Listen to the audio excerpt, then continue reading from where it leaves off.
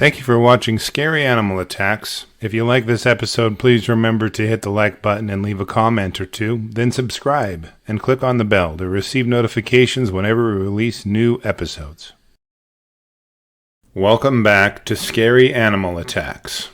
Today's episode takes us to the beautiful shoreline of Nova Scotia. The island of Cape Breton Highlands National Park features amazing views of the Atlantic Ocean and the unique and breathtaking shoreline with its rolling hills and dazzling flowers and plants. The flora of the area includes pine and fir trees, as well as the usual panel of deciduous trees that adorn New England. The low-growing bushes and flowers cover nearly every square inch of soil. The animals that are commonly seen in the area range from hares and foxes up to lynx and martens, and the larger animals in the area are black bear and moose. Notice that there are no wolves or cougars on the island, which means our predatory species are fewer than in most places in Canada. On a sunny afternoon, on October 27, 2009, Canadian folk singer Taylor Mitchel was soaking in the sun and the fresh ocean breeze while she embraced nature on her walk. She was at the national park as a diversion and a distraction from her touring in the local area. She was renowned for her environmentalism and activism. She had just parked her car and started walking up the Skyline Trail. This trail runs for right around 6 kilometers to 8 kilometers, depending on if you walk the loop or not. In trail guides, it is listed as an easy hike and has boardwalks to guide you on the trail.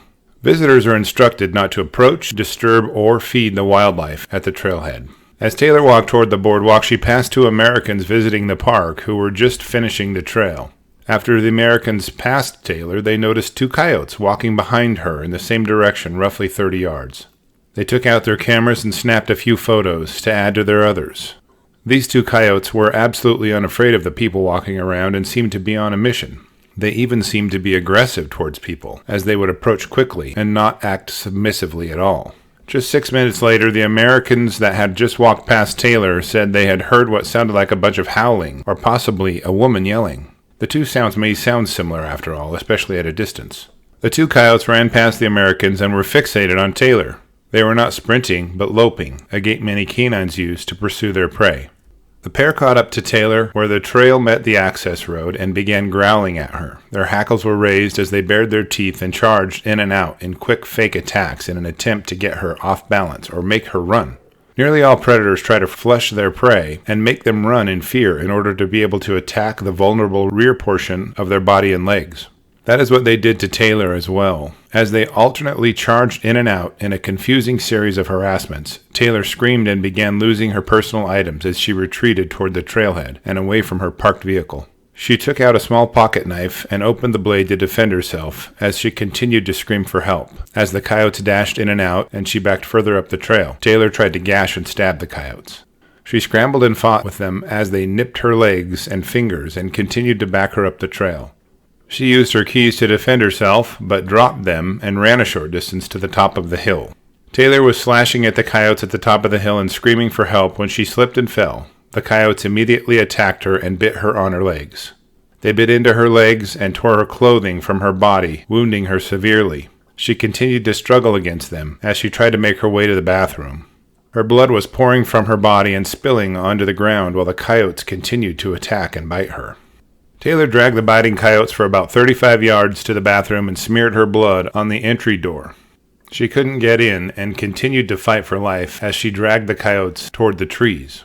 The coyotes focused their attacks on her legs and her head. She was bleeding severely, especially from the gaping wounds in her thighs. She collapsed and for nearly 30 minutes was at the coyotes' mercy as no one was around her to help her.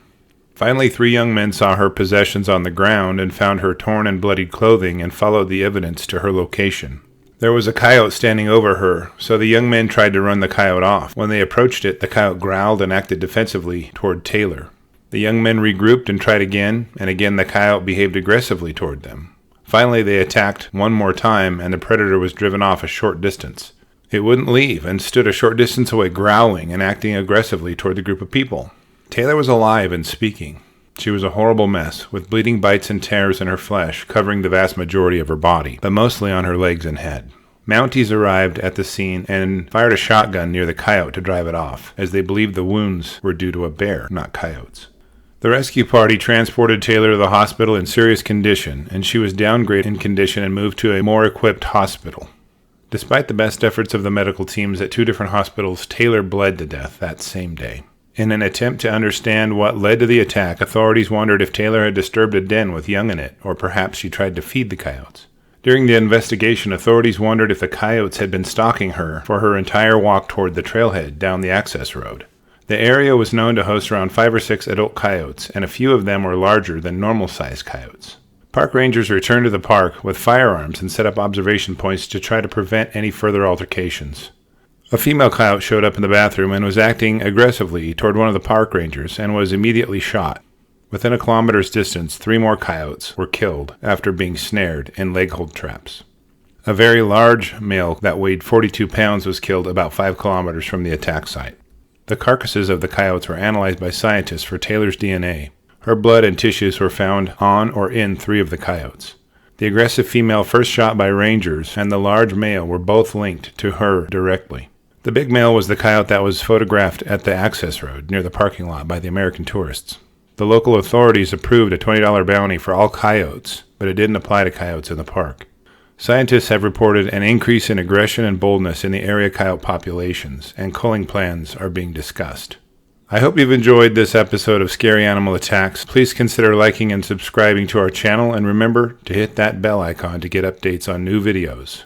If you share our videos to your social network of your choice, it will bring you safety from all coyote attacks for the next 2 years. Take care, be safe, because you never know when you might suffer a scary animal attack.